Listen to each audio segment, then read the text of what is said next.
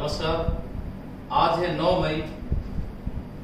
9 मई इतिहास के अंदर विशेष दिन के रूप में याद किया जाएगा।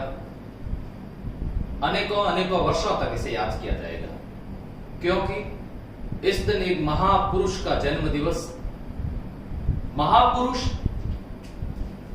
जिसे हम कह सकते हैं, महापुरुष जितने भी हुए उन महापुरुषों ने इस मातृभूमि की रक्षा के लिए कुर्बानी दी। महापुरुष वीर गति को प्राप्त हुए। महापुरुष केवल महापुरुष ही नहीं थे, बल्कि महापुरुष एक विचार भी थे और उनके विचार हमेशा जिंदा रहे और रहेंगे। आज उसी महापुरुष को वीर शिरोमणि महाराणा प्रताप, हिंदुआ सूरज, मेवाड़ केसरी, भारत के वीर पुत्र महाराणा प्रताप को नमन करते हैं। मैं आज के इस लाइव सेशन के अंदर महाराणा प्रताप से संबंधित डिटेल से आपके सामने बात करूंगा। उससे पहले दो पंक्तियां दोहरा देता हूं और इस बीच बीच में और भी बहुत सारी बातें जिसका दोहरान करता रहूंगा। भूख मरूं चाहे प्यास मरूं, मेवाड़ी धरा आजाद रहे। हूं घोर उजाड़ा में भटकूं, पण मन में मां की याद रहे।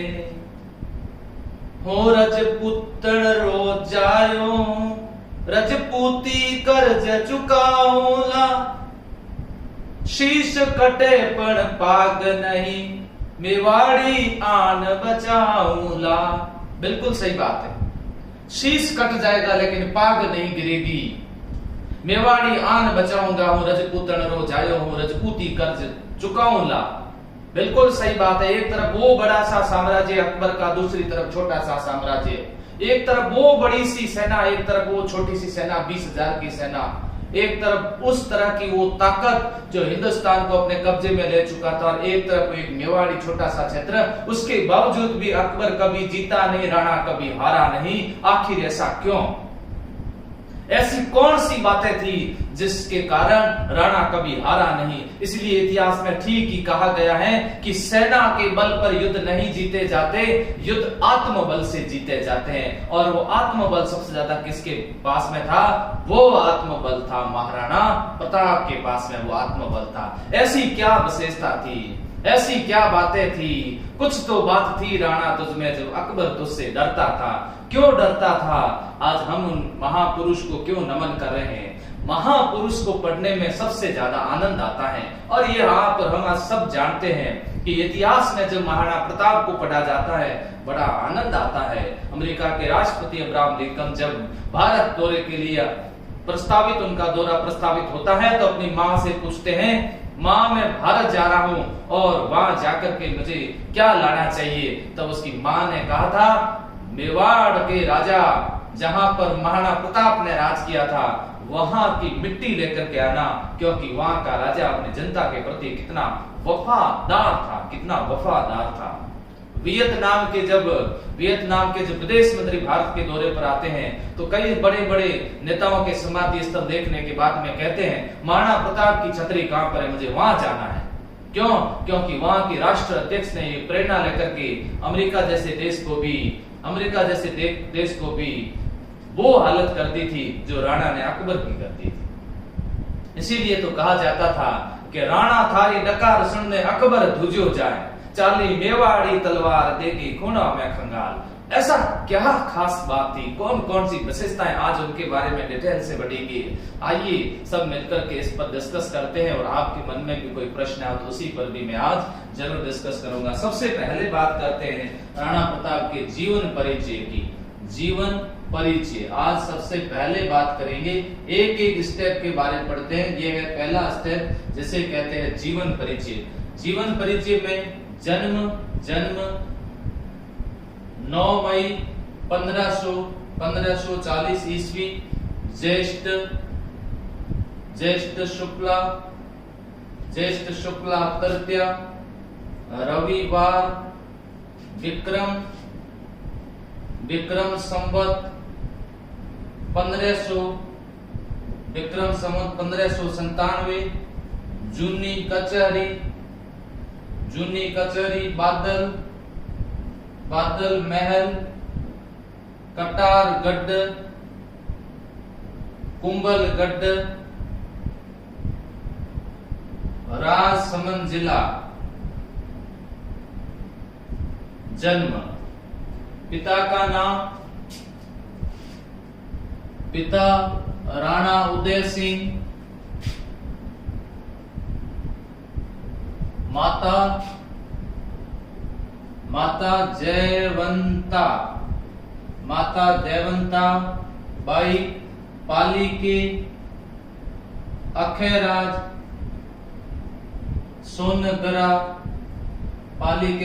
सोनगरा की पुत्री। बचपन का नाम कीका था। साहित्य के अंदर इनको पातल कहा गया, पातल कहा गया, पीथल और पातल साहित्य के। और उपनाम की बात करें, भारत का वीर पुत्र, मेवाड़ केसरी, भारत का वीर पुत्र मेवाड़ केसरी। हल्दी घाटी का शेर कहते हैं, हल्दी घाटी का इनको शेर कहते हैं। तो यहाँ ध्यान से समझना है कि जीवन परिचय के अंदर कई बार ऐसे प्रश्न पूछे जाते हैं। 9 मई 1540 को जन्म हुआ, ज्येष्ठ शुक्ला तृतीया, रविवार, विक्रम संवत 1597। देखिए विक्रम संवत 1597 में जन्म हुआ था, 1597 ईस्वी को इनकी मृत्यु हुई थी। जूनी कचहरी, ये कई बार प्रश्न पूछा था है। बादल महल, कटारगढ़, कुंभलगढ़ जिला पूछे, राजसमंद, पिता राणा उदय सिंह, माता जयवंता पाली के अखेरा सोनगरा की पुत्री। बचपन का नाम क्या था? कीका का मतलब होता था छोटा बालक, मेवाड़ में आज भी कहते हैं। साहित्य का नाम पातल और पीथल और पाथल पुस्तक की रचना कन्यालाल सेठिया ने की। उपनाम भारत का वीर पुत्र, मेवाड़ केसरी, हल्दी घाटी का शेर। वहां इसमें पीथल किसका नाम जोड़ा गया है? पीथल पृथ्वीराज राठौड़, बीकानेर के पृथ्वीराज राठौड़ जो अकबर के दरबारी कवि हुआ करते थे और उन दोनों के बीच में पत्र व्यवहार भी होता था, वो पीथल थे पृथ्वीराज राठौड़। यहाँ ये है इनका परिचय के साथ में, इसी परिचय के साथ में दो चीजें और जोड़ देते हैं। एक तो ध्यान से समझिएगा, गुरु की बात करें, राघवेंद्र इनके गुरु थे। शस्त्र विद्या के गुरु से प्रश्न पूछा जाए तो जयमल जी राठौड़ ने इनको शस्त्र विद्या सिखाई थी। यहाँ ध्यान रहे, केवल शस्त्र विद्या गुरु पूछा जाए तो जयमल राठौड़, गुरु पूछते हैं तो राघवेंद्र इनके गुरु का नाम था, गुरु का नाम राघवेंद्र था। नेक्स्ट, अब अगली बातें पढ़ते हैं कि इनके जीवन से जुड़ी कुछ रोचकता से संबंधित पढ़ेंगे, रोचक बातें पढ़ेंगे। क्या क्या रोचक बातें हैं? रोचक बातें तो हर एक स्टेप से संबंधित बात पढ़ेंगे। इनके ऊंचाई की बात करें, कद की बात करें, कद 7 फीट 5 इंच ऊंचाई थी। वजन 110 केजी वजन था, 110 किलो वजन था। और कवच का वजन 72 केजी था, कवच का वजन था। भाला जो इनके पास में हुआ करता था उनका वजन 81 किलो था। जूते जो पहने हुए थे उनका वजन 10 किलो था, 10 केजी जूतों का वजन था। और तलवारें अपने पास में 2 रखा करते थे। क्या 2 तलवारों का उपयोग क्या करते थे? एक तलवार, सर कई बार पूछते, सर एक तलवार रिजर्व में रखते थे क्या? नहीं, ऐसा नहीं था। तलवार रिजर्व में नहीं रखते थे, 2 तलवारें रखा करते थे, निहत्थे दुश्मन पर कभी वार नहीं करते थे। अगर कभी ऐसा अवसर आ जाए कि सामने दुश्मन और दुश्मन के हाथ में तलवार नहीं हो तो तलवार दी जाती थी। ये राणा प्रताप की विशेषता है, सुनते जाइएगा। आज ऐसी कुछ विशेषता ऐसी बताता रहूंगा इसी के कारण राणा प्रताप को याद किया जाता है। निहत्थे दुश्मन को तलवार दी जाती थी और कभी भी निहत्थे पर वार नहीं किया, कभी पड़ोसी पर आक्रमण नहीं किया, कभी भी नारी का अपमान नहीं किया, हर व्यक्ति का सम्मान किया था। जनता का लाडला प्यारा एक शासक था, जनता का वफादार शासक था, जिसका नाम था महाराणा प्रताप। ताकत में कमजोर नहीं थे, क्योंकि इनकी ऊंचाई और कद इतना अच्छा था कि ताकत के सामने अकबर भी डरता था। ज्योतिषी ने एक बार कहा था अकबर को, जिस दिन महाराणा प्रताप के सामने आमना सामना हो गया तुम्हारा, वो तुम्हारा आखिरी दिन होगा। इसीलिए अकबर सामने आने से डरता था। राणा थारी डकार सुनने अकबर ध्वजो जाए, तो ये देख ऐसी डकार की उपमा दी गई है, उससे अकबर ध्वजता था। कुछ तो बात थी, जब राणा सिर ऊंचा करता था सूरज भी फीका हो जाता था, सूरज का तेज फीका हो जाता था। थी कुछ बात राणा तुझ में कि अकबर भी तुझसे डरता था, अकबर भी तुझसे डरता था। वो अपने आप को समझने वाला एक बादशाह, उसको भी डर लगता था। बहुत सारी बातों पर आज हम डिस्कस करेंगे। यहाँ ये परिचय की कुछ बातें हुई। परिचय की बात में बात करते हैं। इनके पास में 2 घोड़े थे। इनके पास में 2 घोड़े थे। एक का नाम था चेतक और दूसरे का नाम था हेतक और चेतक 2 महाराणा प्रताप के घोड़े थे। ये जब युद्ध में राणा प्रताप लेकर के जाते थे, अच्छे कद काठी के घोड़े थे, तो इनके आगे डुप्लीकेट हाथी का सूंड लगाया जाता था, जिससे पता नहीं चलता था युद्ध भूमि में राणा प्रताप घोड़े पर बैठे या फिर हाथी पर बैठे। सामने वाले दुश्मन को कंफ्यूज कर देते थे। क्योंकि उनको लगता था कि हाथी पर बैठे और होते थे घोड़े पर, वो इतने जल्दी नजदीक पहुंच जाते थे, पता ही नहीं चलता था, पलक झपकते नजदीक पहुंच जाते थे और उनको हाथी इतना तेज गति से आगे नहीं बढ़ता है। ये एक राणा प्रताप की युद्ध नीति का भी हिस्सा था, युद्ध नीति का हिस्सा था। तो याद रखिएगा, चेतक और हेतक इनके घोड़े थे। आगे बात करते रहेंगे, चेतक की विशेषताओं पर आगे हम बात करेंगे। अब मैं थोड़ी सी बात और बताना चाहता हूँ। 9 मई 1540 ईस्वी और राज्याभिषेक हुआ था 28 फरवरी 1572 ईस्वी। इस दरमियान बीच में एक घटना घटित हुई थी 1568 ईस्वी। चित्तौड़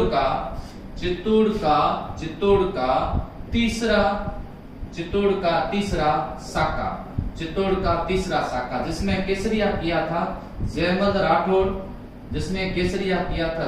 राठौड़, वीर कल्ला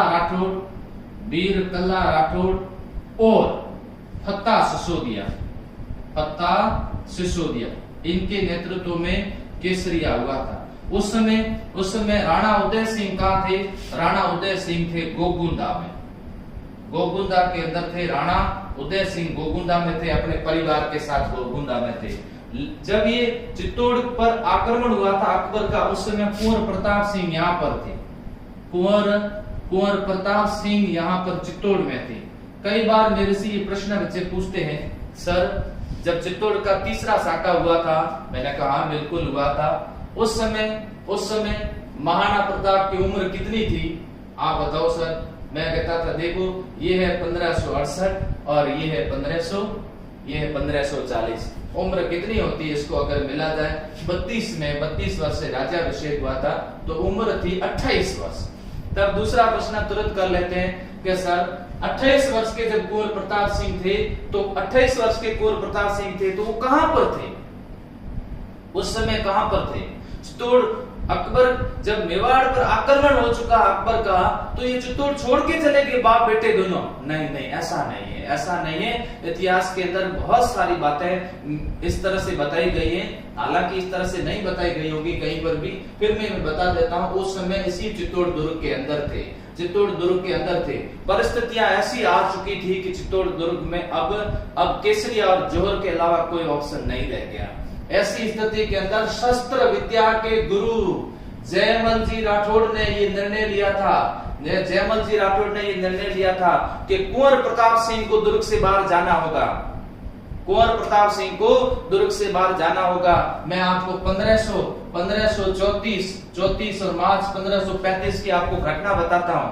जब रानी कर्णावती ने जोर किया था, उसने अपने दो बेटे उदय सिंह को और दूसरा विक्रमादित्य को बूंदी भेज दिया था, क्योंकि मेवाड़ का अगला जो है ना वारिस, वो जिंदा रहना बहुत जरूरी था। महाभोज जब आयोजित हुआ था, उस महाभोज के समय भोजन के अंदर, यहाँ सुनना, महाभोज जब आयोजित हुआ था उस समय भोजन के अंदर बेहोशी की दवा डाल दी थी। किसने? जयमल जी राठौड़ ने दवा। किसके भोजन में? कुंवर प्रताप सिंह के। कुंवर प्रताप सिंह ने मना कर दिया था कि मैं चित्तौड़ छोड़ करके नहीं जाऊंगा, चित्तौड़ की रक्षा करूंगा और यहीं पर रहूंगा। लेकिन जयमल जी राठौड़ को पता था कि जाना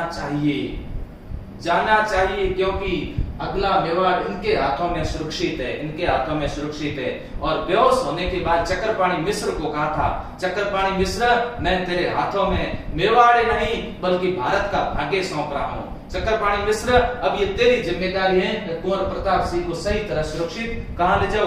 गोगुंदा ले जाओ। चित्तौड़ के गुप्त रास्तों से होकर के कुंवर प्रताप सिंह को कहां लाया गया? गोगुंदा लाया गया।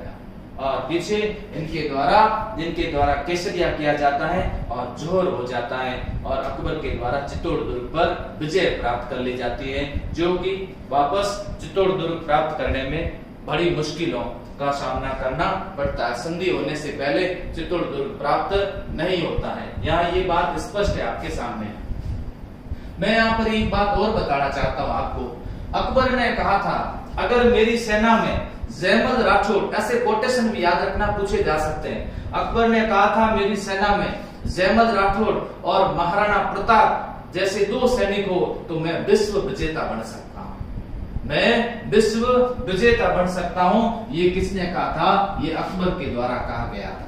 नेक्स्ट, इसके बाद में बात करते हैं। अब 1568 का तीसरा साका हो चुका है। तीसरा साका होने के बाद में अब राणा उदय सिंह का देहांत और राज्याभिषेक। किसका? राज्याभिषेक, कुंवर प्रताप का राज्याभिषेक हो रहा है 28 फरवरी 1572 ईस्वी। 28 फरवरी 1572 ईस्वी गोगुंदा में 28 फरवरी 1572 ईस्वी गोगुंदा के अंदर जब राणा उदय सिंह का दाह संस्कार हो रहा था, उस समय पूछा गया कि जगमाल कहां पर है। ये पूछा गया कि जगमाल कहां पर है। तब किसी ने कहा कि वो तो महलों के अंदर है, और उन्होंने अपना राज्याभिषेक कर दिया है। क्यों? तब कहा गया कि ये धीरबाई के पुत्र हैं। राणा उदय सिंह की प्रिय रानी धीरबाई के पुत्र हैं, और राणा उदय सिंह ने उनको अगला उत्तराधिकारी घोषित कर दिया था मरने से पहले। तब कई सरदारों ने इसका विरोध किया। विरोध करने के बाद चुड़ावतों के पास में गए और चुड़ावतों को पूछा, चुड़ावतों जी बताइए अगले मेवाड़ के राजा कौन होंगे? ये एक तरफ अकबर जैसे आक्रमणकारी लगातार हमारे ऊपर आक्रमण कर रहे हैं, और दूसरी फिर आप लोग इस तरह की स्थितियां। तो यह मेवाड़ के, ध्यान रखना, मेवाड़ के इतिहास के अंदर राणाओं से संबंधित निर्णय लेने में चुड़ावतों की मुख्य भूमिका हुआ करती थी। राजा चाहे उसको उत्तराधिकारी नहीं बना सकते थे, निर्णय इनके भी हाथ में हुआ करता था। ऐसी स्थिति के अंदर तुरंत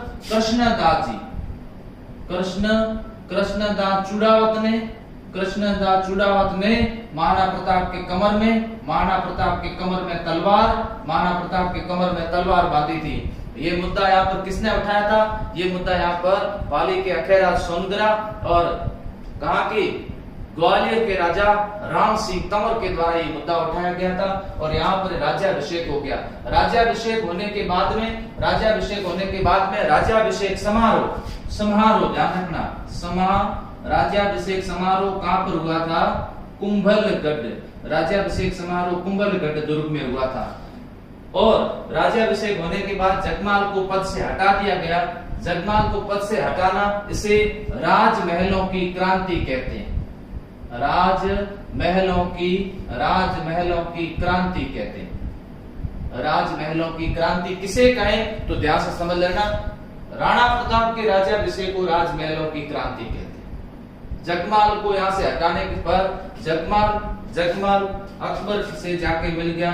अकबर ने इनको जहाजपुर और आंधी की जागीरें प्रदान की। जहाजपुर और आंधी की जागीरें प्रदान की। अकबर ने 1583 की, मैं यह बात बता देता हूं 1500, क्योंकि ये बात फिर बीच में नहीं आएगी।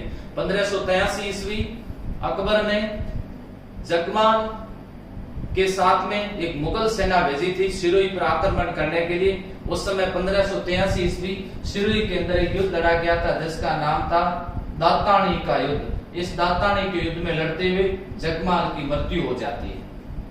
जगमाल की मृत्यु होने के बाद एक सैनिक सुल्तान देवड़ा द्वारा, सुल्तान देवड़ा सिरोही के राजा होते हैं।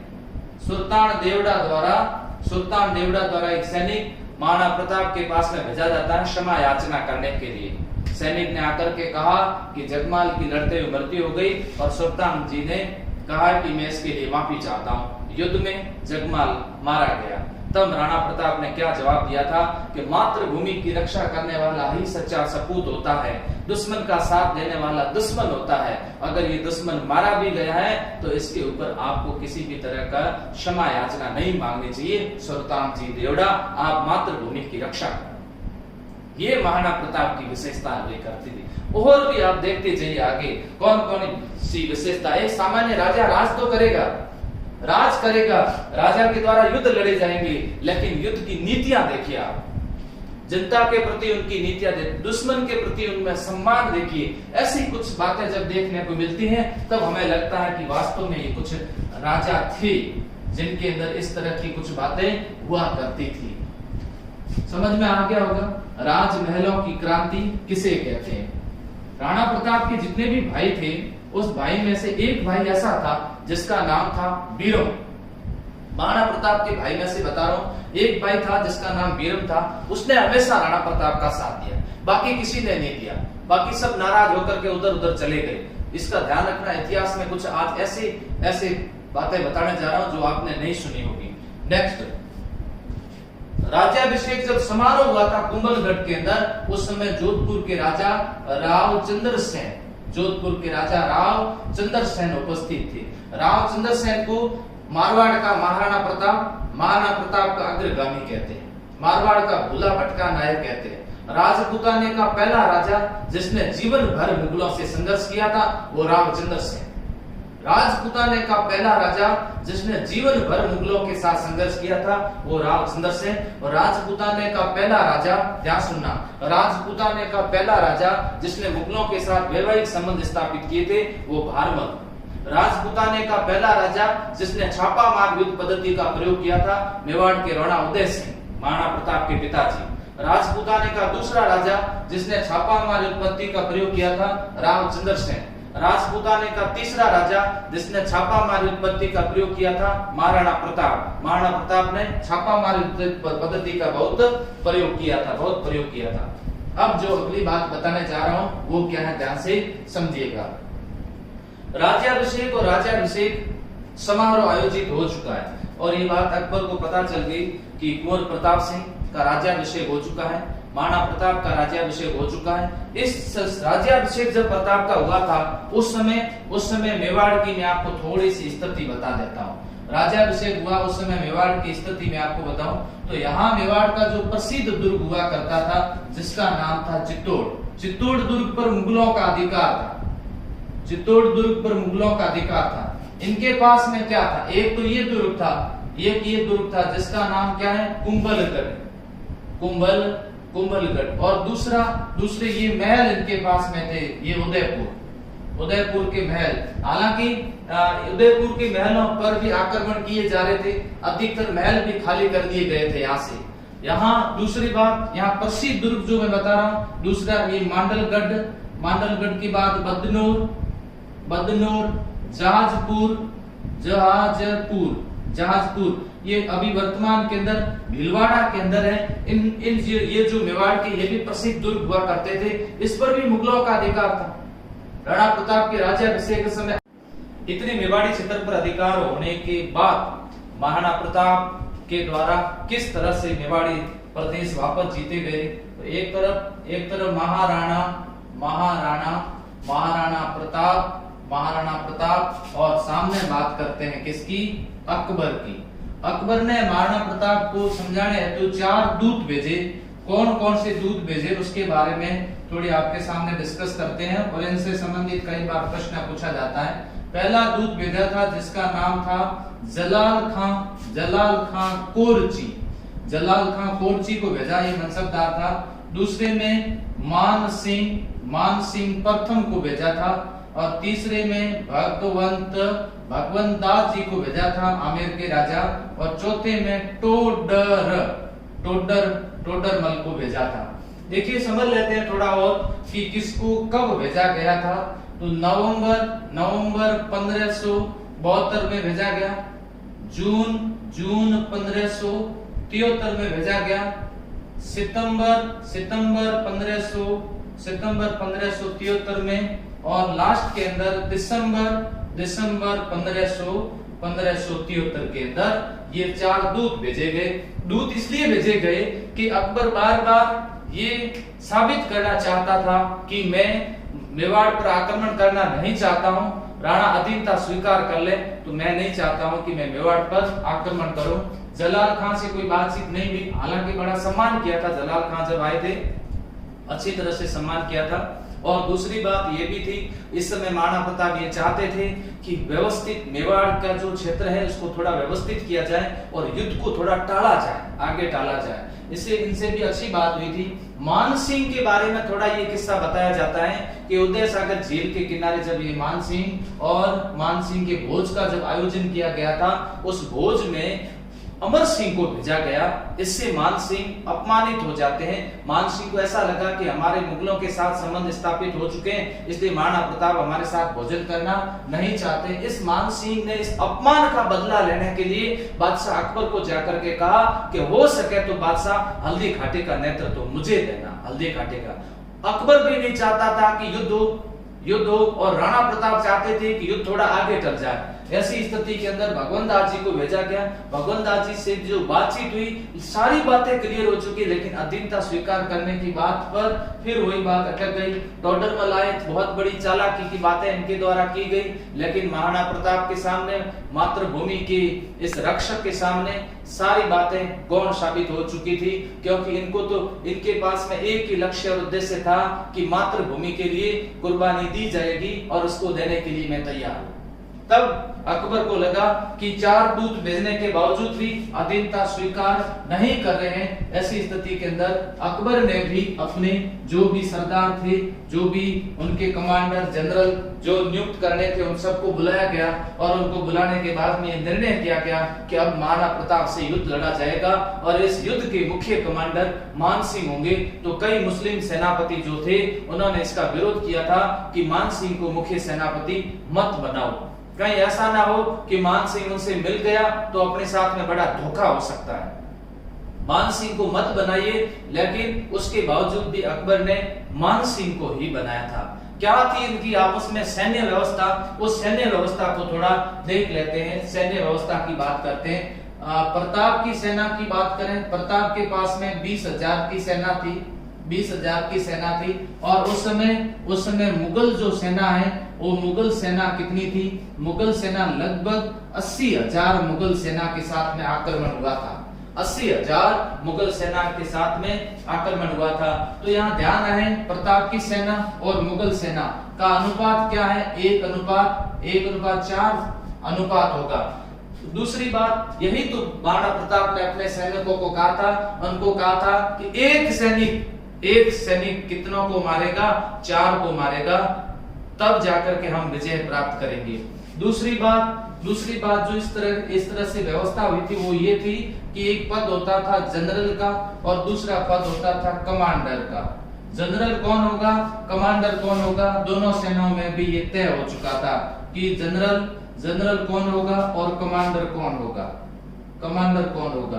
तो यहाँ जनरल की बात आई तो जनरल प्रताप, महाराणा प्रताप प्रताप सिंह, राणा प्रताप सिंह खुद जनरल, और कमांडर अफगान हकीम खान सूरी, कमांडर हकीम खान जी सूरी को कमांडर नियुक्त किया गया। यहाँ जनरल की बात आई तो आसफ खान जनरल थे, और कमांडर किसको नियुक्त किया गया? मान सिंह प्रथम को कमांडर नियुक्त किया गया। मान सिंह अरावल सेना का नेतृत्व कर रहे थे। अरावल सेना का जो कमांडर थे वो अरावल सेना देख रहे थे, ये भी अरावल सेना का नेतृत्व कर रहे थे, मध्य भाग देख रहे थे आसफ खान, मध्य भाग प्रताप देख रहे थे। प्रताप की जो चंदावल सेना थी उसका नेतृत्व पूंजा भील कर रहे थे, पूंजा भील कर रहे थे नेतृत्व। तो इस तरह से ये सैन्य संगठन, सैन्य व्यवस्था तैयार की गई। सेना के अंदर और बड़े बड़े कौन कौन से योद्धाओं को शामिल किया गया, उनके बारे में भी एक बार आपके सामने डिस्कस कर लूं। कौन कौन से योद्धा इस सेना के अंदर, प्रताप की सेना में और सामने मुगल सेना के अंदर शामिल थे, तो सबके बारे में एक बार डिस्कस कर लेते हैं। फिर युद्ध की बातें करते हैं, और युद्ध कब लड़ा गया, उसके ऊपर किसने क्या कहा, उसकी बात करते हैं। देखिए यहाँ सबसे पहले बात आती है हकीम खान जो चंदावल हरावल नेतृत्व कर रहे हैं। दूसरा पूंजा भील जो चंदावल सेना का अग्रभाग में जो लड़ते थे, उनका गौरव, उनका मान सम्मान अलग ही हुआ करता था। पूंजा भील राम सिंह तंवर अपने 3 पुत्रों के साथ में लड़ते हैं। एक पुत्र बलभद्र सिंह पुत्र भी होता, उसके साथ में लड़ते हैं राम सिंह तंवर। अखेराज सोनगरा, झाला बीता, जैसा और केसा चारण सेनापति होते हैं। जैसा केसा रामदास राठौड़, भामाशाह, इन सब का सहयोग रहता है यहाँ पर। इसके इधर मुगल सेना की बात करें, मुगल सेना के अंदर बहलोल खां को लेकर के आते हैं। बहलोल खां, मेहतर खां, गाजी खां, ये प्रसिद्ध अकबर के सेनापति थे जो कि इस युद्ध में आए थे, गाजी खां। इसके अलावा बात करते हैं इसके अंदर बदायूनी इतिहासकार अल बदायूनी जिसने ग्रंथ लिखा था मुंतकब, और आसफ खान और मान सिंह की पहले ही बात हो चुकी है। अब ये सेना के गठन की बात कर रहा हूं मैं आपके सामने। इसके अलावा इस युद्ध, हल्दी घाटी युद्ध में जिसका प्रदर्शन रहा वो थे घोड़े और हाथी। तो घोड़े की बात क्यों कर रहा हूं? घोड़े की बात इसलिए कर रहा हूं कि यहाँ चेतक की मुख्य भूमिका रही। मान सिंह मर्दाना हाथी पे। तो हाथी कौन कौन से मुगल सेना के अंदर? मर्दाना, गजराज, तीसरा गजमुक्ता, और चौथा रणमदार। इन हाथियों की मुख्य भूमिका रही। इधर महाराणा प्रताप की सेना के हाथी जिसका नाम था लूना, और दूसरा हाथी जिसका नाम था राम प्रसाद, इनकी मुख्य भूमिका रही। राम प्रसाद हाथी के महावत को गोली मार दी जाती है, और इस हाथी को चारों तरफ से घेर करके हल्दी घाटी युद्ध के बाद में विजय की निशानी के रूप में, हल्दी घाटी युद्ध जब शुरू हो जाता है उस समय अकबर कहां तक पहुंचा था वो मैं बता देता हूं। अकबर अजमेर में आने के बाद जब सेना इधर रवाना हुई, अकबर वापस फतेहपुर सीकरी चला गया था, और फतेहपुर सीकरी भेजा गया था किसको? राम प्रसाद को। कहा गया था हम युद्ध विजय हो चुके हैं, और ये हाथी पकड़ा गया, लेकिन जिसको पकड़ना था वो पकड़ में नहीं आया। तब कहा था ये मेरे पीर की भेंट है, और इसका नाम रखा था पीर प्रसाद। हाथी ने ना तो कुछ खाया ना पिया, और हाथी रोता रहा, और इसकी रोते रोते ही मृत्यु हो जाती है। और खास बात बताना चाहता हूं, अकबर ने कहा था जिसके हाथी को अधीन नहीं कर पाए उस प्रताप को क्या अधीन करेंगे। ये कुछ ऐसी बातें हैं, ये कुछ ऐसी विशेषताएं हैं जिसका आज आपके सामने पूर्ण रूप से वर्णन कर रहा हूं आज की इस जयंती के अवसर पर, उनकी विशेषताओं के बारे में। तो आज एक विशेष खास कार्यक्रम आपके सामने लेकर के उपस्थित हूं। अब बात करते हैं तो युद्ध की। हल्दी घाटी युद्ध में जब सेना मैगजीन दुर्ग कहां पर है? ये मैगजीन दुर्ग अजमेर के अंदर है, अजमेर के में है। इसे अकबर का किला कहते हैं। इसमें योजना बनाई गई। इसमें योजना बनाने के बाद सेना को आगे भेजा गया और मान सिंह ने इस स्थान पर योजना बनाई जिसका नाम था मांडलगढ़। मांडलगढ़ में मान सिंह ने हल्दी घाटी युद्ध की योजना बनाई थी। ध्यान से समझना, मांडलगढ़ से ये सेना कौन से गांव आ गई? मांडलगढ़ से ये सेना आ गई थी मोही गांव, मोही में पड़ाव डाला।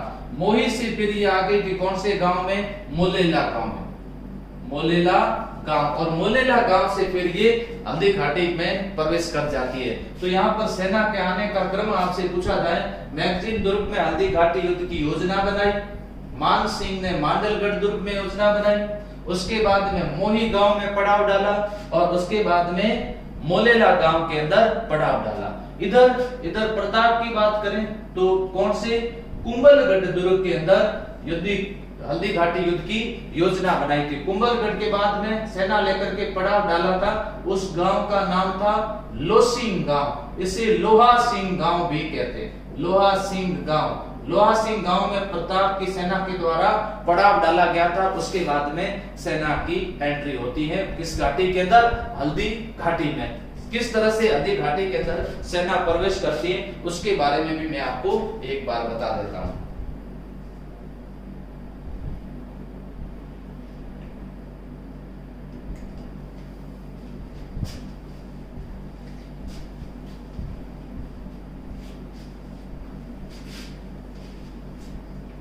संकड़ी घाटी, हल्दी घाटी के अंदर ये एक संकड़ी घाटी है। ये संकड़ी घाटी, इधर से मुगल सेना प्रवेश करेगी। ध्यान से समझना, इधर से मुगल सेना प्रवेश करेगी, ये मुगल सेना प्रवेश कर रही है, और इधर से राणा प्रताप की सेना प्रवेश करेगी, ये राणा प्रताप की सेना प्रवेश करेगी और इस घाटी के अंदर प्रवेश कर चुके हैं। घाटी के अंदर अब स्थिति पर थोड़ा सा विवाद है। 18 जून 1576, लेकिन गोपीनाथ शर्मा कहते हैं कि 21 जून 1576 को लड़े। इसके अलावा किसी ने नहीं कहा। याद रखना किसने कहा था? गोपीनाथ शर्मा ने ऐसा बताया था कि यह युद्ध 21 जून को लड़ा गया था। अब इस युद्ध के अंदर एक दिन हाथियों के नाम रहा, इसलिए इस युद्ध को हाथियों का युद्ध भी कहते हैं। हाथियों का युद्ध भी कहते हैं। इसमें कोई ज्यादा घोड़ा बारूद का प्रयोग नहीं हुआ, तलवारों का प्रयोग ज्यादा हुआ, तलवार। इस युद्ध के अंदर बहलोल खां को, ध्यान समझना, बहलोल खां को राणा प्रताप ने एक तलवार के वार से घोड़े सहित काट दिया था। बहलोल खां टूक कर दिया था। इतना बड़ा योद्धा था, इसको इतना मजबूती से तैयार किया हुआ था, इसको नरभक्षी कहा जाता था। यह एक तरह का नरभक्षी था। इसको इस तरह से तैयार किया जाता था, कहते थे हथौड़े से ठरका दे दे के इसको बढ़ाया गया था। देखिए कैसा इंसान था। और जब राणा प्रताप के सामने आया था तो प्रताप ने दूसरे सैनिकों को कहा था थोड़ा साइड में रहिएगा, बहलोल खां है, ये सामान्य नहीं है, इसलिए मुझे थोड़ा इनके पास में जाने दीजिएगा। और इतना जोर से प्रहार किया था। वो जो 2 तलवारें अपने पास में रखते थे, उन तलवार से जब ये वार किया गया तो बहलोल खां घोड़े सहित कट गया था। और जब घोड़ा कटा था साथ के अंदर तो प्रताप ने इस बात के लिए पश्चाताप किया था का एक निर्दयी जीव कट गया साथ के अंदर। ये थी और विशेषता प्रताप की। दुख प्रकट किया था राणा प्रताप ने।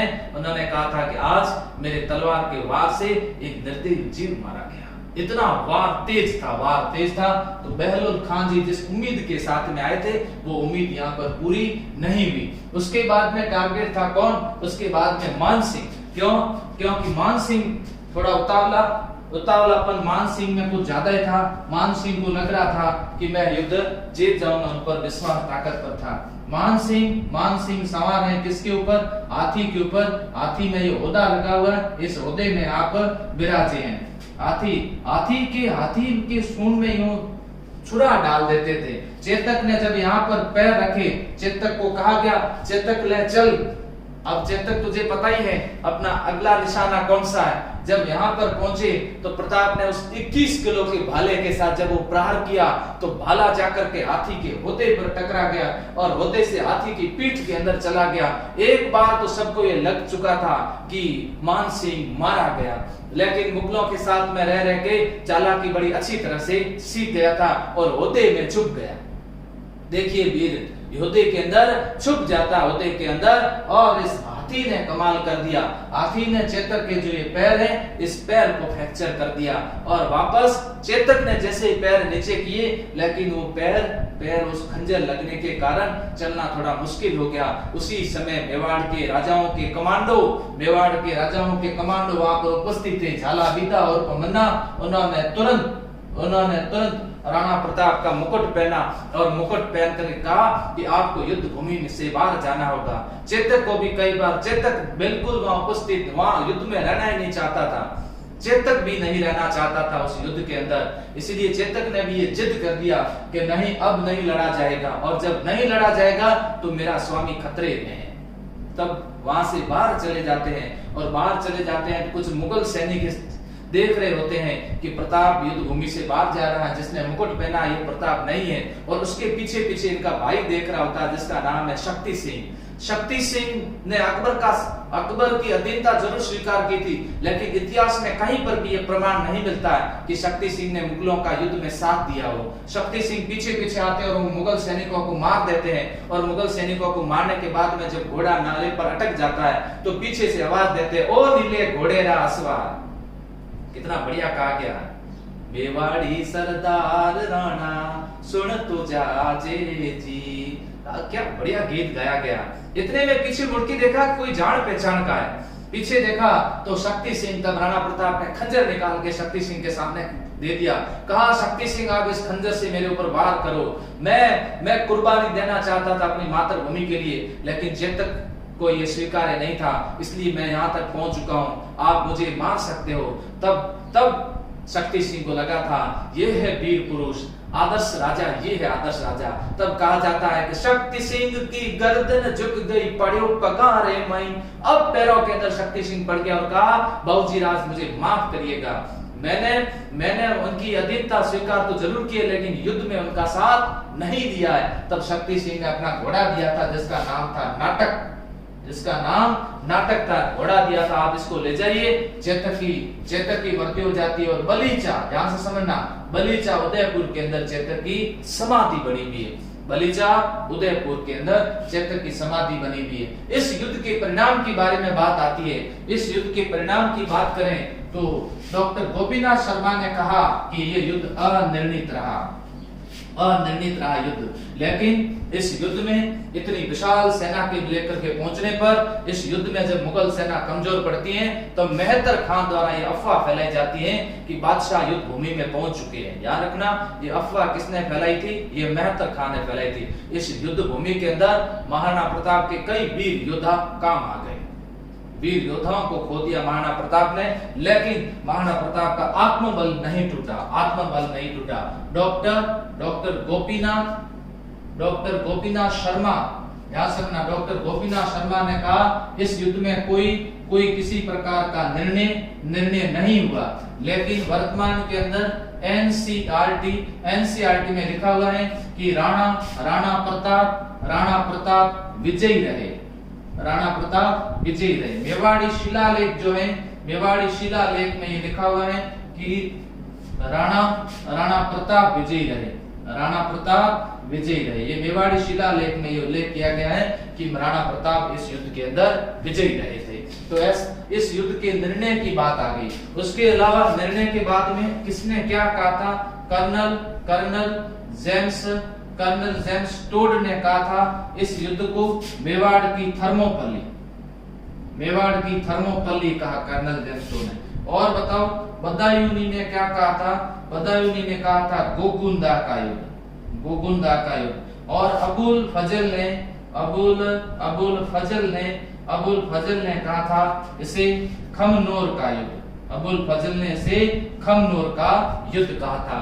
तो ये हल्दी घाटी युद्ध का जो वर्णन आपके सामने मैंने किया है, और इसी हल्दी घाटी युद्ध से संबंधित जो भी प्रश्न पूछे जाते हैं, उम्मीद करूंगा कि आपको ये सारे प्रश्न समझ में आ गए होंगे। हल्दी घाटी युद्ध का निर्णय न होना और एनसीईआरटी के अनुसार राणा प्रताप का विजयी होना, अब अकबर को ऐसा लगने लगा कि मान सिंह की हो सकता है कि इसके अंदर भूमिका रह सकती है, इसलिए मान सिंह की ड्यूटी बंद करवा दी गई थी। इस युद्ध के समय बदायूनी आसफ खान से इस युद्ध की एक खास विशेषता थी। अकबर ने मुगल सेना के अंदर आगे की पंक्ति में राजपूतों को रखा गया था और सामने महाराणा प्रताप की सेना के अंदर राजपूत थे, राणा प्रताप की सेना के अंदर भील थे, राणा प्रताप की सेना के अंदर मुस्लिम जो पठान ये लड़ा करते थे, सेना के अंदर थे।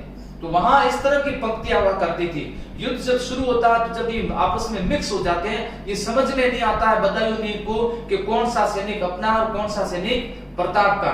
तब आसफ खान से पूछा जाता है, तब आसफ खान कहते हैं, आसफ खान के द्वारा कहा जाता है कि तुम तो तलवार चलाते रहो, राजपूत की गर्दन कटनी चाहिए, चाहे वो अपनी सेना का हो चाहे सामने वाली सेना का हो। देखिए इस तरह की वहां पर स्थितियां हुआ करती थी, इस तरह की। और पास बात जब वहां से जो अकबर की सेना में जो राजपूत लड़ रहे थे, उन राजपूतों में उस समय निराशा छा गई थी। उनको ये लगा था कि असली राजपूत तो ये हैं जो अपनी मातृभूमि की रक्षा के लिए लड़ रहे हैं, हम तो किसी की गुलामी में लड़ रहे हैं। इसलिए उन्होंने भी सही तरह से युद्ध नहीं लड़ा, उनमें भी ये निराशा थी, ऐसा इतिहासकार बताते हैं। नेक्स्ट आगे की बात करते हैं। 1576 के बाद में अकबर द्वारा शाहबाज खां को 3 बार आक्रमण करने के लिए भेजा गया मेवाड़ पर। ये प्रश्न पूछा गया है, 3 बार आक्रमण करने के लिए भेजा गया। 15 अक्टूबर 1577, नंबर 2 15 दिसंबर 1578 और नंबर 3 15 नवंबर 1579। 3 बार शाहबाज खां पर विश्वास कुछ ज्यादा था। शाहबाज खां की तुलना नेपोलियन से की गई। शाहबाज पर विश्वास था कि शाहबाज जीत सकता है। शाहबाज खां कुंभलगढ़ युद्ध जीत गया। कुंभलगढ़ का युद्ध, और कुंभलगढ़ का युद्ध 1578 में लड़ा गया। कुंभलगढ़ का युद्ध किसके बीच में? राणा प्रताप और शाहबाज खां के बीच में लड़ा गया, और राणा प्रताप इस युद्ध में पराजित होते हैं और शाहबाज खां युद्ध जीत जाते हैं। कुंभलगढ़ को जीतने वाला एकमात्र आक्रमणकारी कौन था? वो शाहबाज खां था। झाला काट्या झाली मिले ना, रंग काट्या ना राव, कुंभलगढ़ रे कोंगरे मच्छर हो तो आओ। मच्छर को भी नहीं भनकने देते थे, वो कुंभलगढ़ दुर्ग था। और उस दुर्ग पर विजय किसने प्राप्त की थी? शाहबाज ने विजय। लेकिन महाराणा प्रताप अभी भी इनके अधीन इनके कब्जे में नहीं आ चुके हैं। ऐसी स्थिति के अंदर 3 बार भेजने के बाद अब फिर वापस चेंज किया, और अब की बार किसको भेजा गया? अब की बार 1580 ईस्वी के अंदर अब्दुल रहीम खान खाना को भेजा जाता है। 1580 ईस्वी का समय आ चुका है। देखिए प्यारे विद्यार्थियों, और खाना अब्दुल रहीम खाना को भेजा जा रहा है। बैराम खान के पुत्र को भेजा जा रहा है आक्रमण करने के लिए। इधर 1580 का समय है, और चूलिया गांव के अंदर राणा प्रताप की भामा शाह से भेंट हुई थी, और भामा शाह के द्वारा धन राशि प्रदान की गई। इसलिए भामा शाह को मेवाड़ का कर्ण कहते हैं। भामा शाह को मेवाड़ का रक्षक कहते हैं। ध्यान सुनना, मेवाड़ का रक्षक कहते हैं। बिल्कुल सत्य है, मेवाड़ की इस समय रक्षा हुई थी, भामा शाह के द्वारा रक्षक कहते हैं। इस समय आक्रमण करने के लिए किसको भेजा गया? अमर सिंह को भेजा गया। और अमर सिंह ने कहा कि पिताजी फिर मेरा नंबर कब आएगा? फिर वैकेंसी आया नहीं आया, इसलिए बढ़िया है, समय आया हुआ है, मुझे जाने दो ना, और मैं भी युद्ध करना चाहता हूँ। तब महाराणा प्रताप ने कहा था, अमर सिंह थोड़ा ध्यान रखना, ये अब्दुल रहीम खान खाना है, ये बैराम खान के पुत्र हैं, थोड़ा सा होशियारी से काम लेना। तो अगर बिल्कुल आप देखिए सही, और पहला युद्ध होता है, और इस युद्ध के अंदर जब ये आक्रमण करते हैं इनके खेमे के ऊपर, अचानक इनके द्वारा धावा बोला जाता है। खाना जी संभल नहीं पाते और भाग जाते हैं, और इनकी बैग में पकड़ी जाती है।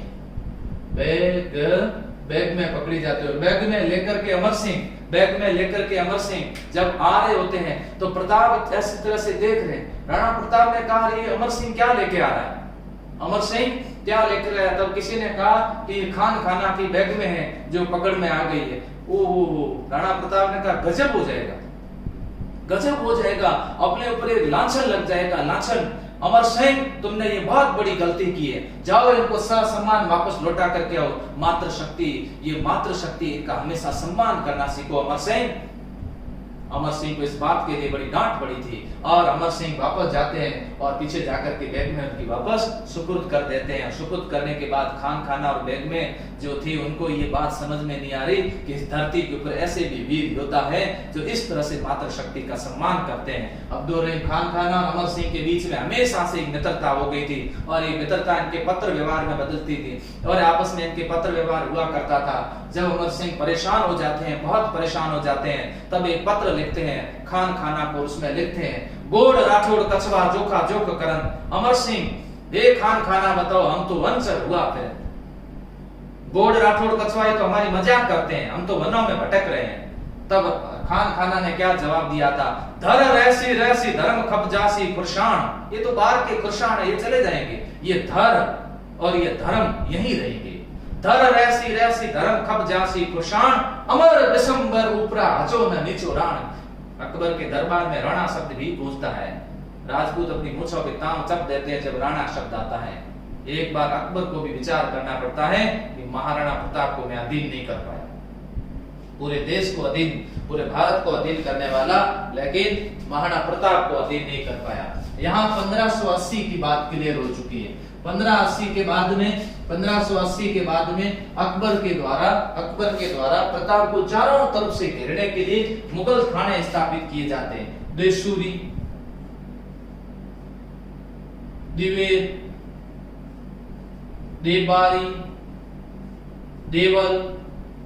देवल कहां पर, डूंगरपुर, देवबारी कहां पर, उदयपुर के अंदर, दिवेर कहां पर, दिवेर राजसमंद में, राजसमंद, देशूरी कहां पर, पाली के अंदर, सब इसी नाम पर। कई बार पूछते सर सभी का नाम दे पर क्यों? देखो ज्योतिषी को पूछा होगा, अकबर ज्योतिषी से ज्यादा ही विश्वास करता था। एक बार ज्योतिषी को पूछाते कह दिया कि मेरे और प्रताप के बारे में बताओ। तब ज्योतिषी ने कहा था जिस दिन प्रताप का आपका आमना सामना हो गया वो उस दिन वो आपका आखिरी दिन होगा। इसलिए कभी भी अकबर ने कभी भी आमना सामना प्रताप का नहीं किया।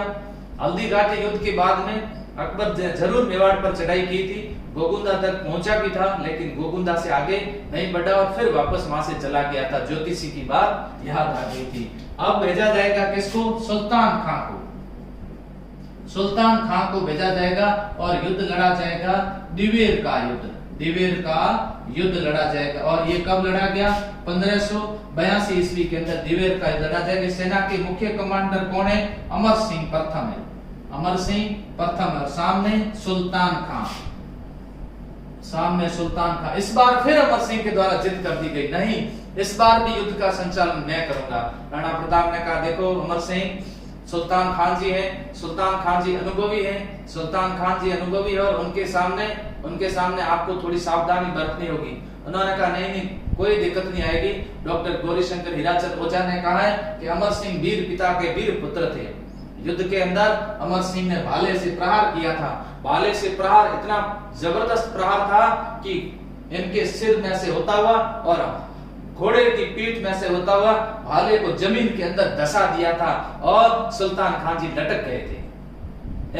जब सुल्तान खान जी लटक रहे थे, अमर सिंह को ऐसा लगा कि जब तक भाला नहीं निकलेगा तब तक इनकी मृत्यु नहीं होगी। ये तड़प रहे हैं तो मैं एक काम कर देता हूँ, भाला निकाल देता हूँ। तब छाती पर पैर दे करके भाला निकाल दिया था। ये बात किसी ने राणा प्रताप को बता दी। राणा प्रताप ने 3 दिन तक अमर सिंह से बात नहीं की और अमर सिंह को कहा कि आपने सुल्तान खान जी के साथ में अच्छा व्यवहार नहीं किया। सुल्तान खान जी वॉरियर, सुल्तान खान एक योद्धा है और सुल्तान खान योद्धा है तो उनके साथ सम्मान से आपको पेश आना चाहिए था। आपने छाती पे पैर रखा उनके। ये महाराणा प्रताप थे, यही थी महाराणा प्रताप की विशेषता थी। महाराणा प्रताप कभी हारा नहीं, अकबर कभी जीता नहीं। ये खास बातें हुआ करती थी किसकी? राणा प्रताप की। इसीलिए हम आज उनको इस दिन पर नमन करते हैं। यहाँ पर दिवेर के युद्ध को कर्नल जेम्स टोड ने मेवाड़ का मैराथन कहा। इसको प्रताप के गौरव का प्रतीक कहा। उसके बाद में दिसंबर 1584 ईस्वी जगन्नाथ कछवा के नेतृत्व में अंतिम आक्रमण भेजा गया। जगन्नाथ कछुआ के नेतृत्व के अंदर अंतिम आक्रमण, ये अकबर के द्वारा भेजा गया मेवाड़ पर अंतिम आक्रमण है। इसके बाद में कोई आक्रमण नहीं हुआ, जगन्नाथ कछुआ के अलावा कोई आक्रमण नहीं होता है। और इसी नहीं आक्रमण होने का मतलब इस घटना को हम क्या कहें, इस घटना को अघोषित संधि कह सकते हैं। अकबर के द्वारा अघोषित संधि 1585 ईस्वी से लेकर के और 1597 ईस्वी तक मेवाड़ पर कोई आक्रमण नहीं हुआ। इसे अघोषित संधि कहते हैं, अघोषित संधि कहते हैं। अब अगर प्रताप के ऊपर आक्रमण होता तो अपन मान लेते थे कि अकबर महान था और उसने राणा प्रताप को अधीन कर दिया, लेकिन नहीं हुआ। इसे अघोषित संधि कहते हैं। राणा प्रताप ने पहले आवरगढ़ और आवरगढ़ के बाद में चावड़ को अपनी स्थायी राजधानी बनाई। चावड़ राजधानी बनी थी कब? 1585 ईस्वी से चावड़ राजधानी बनी। और ये कब तक राजधानी रही थी? जब संधि नहीं हो जाती थी 1615 ईस्वी, जब ये संधि नहीं हुई तब तक राजधानी यही रही थी। चावड़ कहां पर है? चावड़ से प्रश्न आता है, ध्यान सुनना। ये चामुंडी नदी के किनारे हैं, उदयपुर के अंदर है। यहाँ पर राणा प्रताप ने चामुंडा माता मंदिर का निर्माण करवाया। चामुंडा माता प्रताप की आराध्य देवी। और यहाँ पर एकाशीति पद वास्तु पद्धति के आधार पर महलों का निर्माण करवाया था। चावड़ से ही मेवाड़ी चित्रकला की शुरुआत होती है। रागमाला का चित्रण था, जिसका चित्रकार थे नसीरुद्दीन। ये निर्माण करवाया था, एकाशीति पद वास्तु पद्धति के आधार पर निर्माण कराया। चावड़ के अंदर रहते हुए 19 जनवरी 1597 ईस्वी 19 जनवरी 1597 ईस्वी कितने वर्ष के हुए? 57 वर्ष के। और गोभक्षी वगैरह पर आक्रमण कर रहे थे, तब उसके ऊपर तीर चला रहे थे, तब आंतों में जोर आ गया था। और 2 माह तक घायल रहने के बाद में जब इनकी मृत्यु हो रही, उससे कुछ समय पहले अमर सिंह को कहा था, अमर सिंह, मैंने मेवाड़ का सभी प्रदेश जीत लिया है, 2 जितने दुर्ग बाकी हैं, एक दुर्ग चित्तौड़गढ़, दूसरा दुर्ग मांडलगढ़, अब ये जिम्मेदारी मैं आपको सौंप रहा हूं।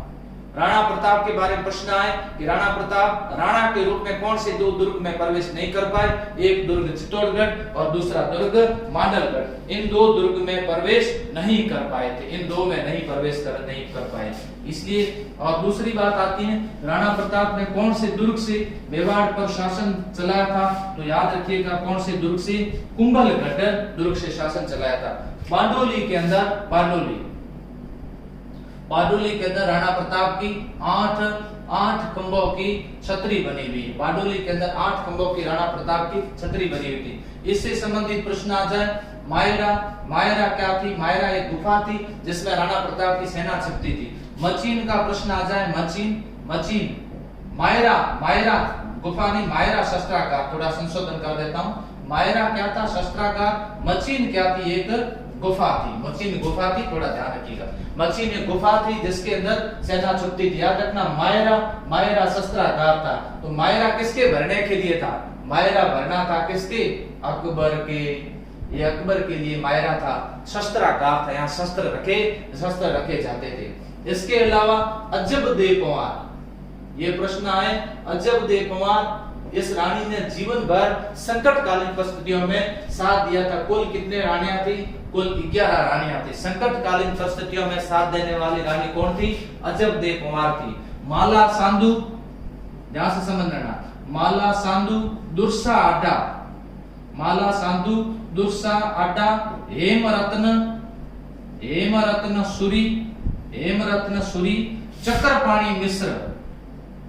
चक्रपाणी मिश्र, ये दरबारी कवि हुआ करते थे। चक्रपाणी मिश्र दरबारी कवि थे। माला सांधु, दुर्सा आडा और हेमरत्न सूरी और चक्रपाणी मिश्र को कहा गया था कि आप 3 ग्रंथों की रचना करना, उसमें से एक विश्व वल्लभ और दूसरी राज्याभिषेक पद्धति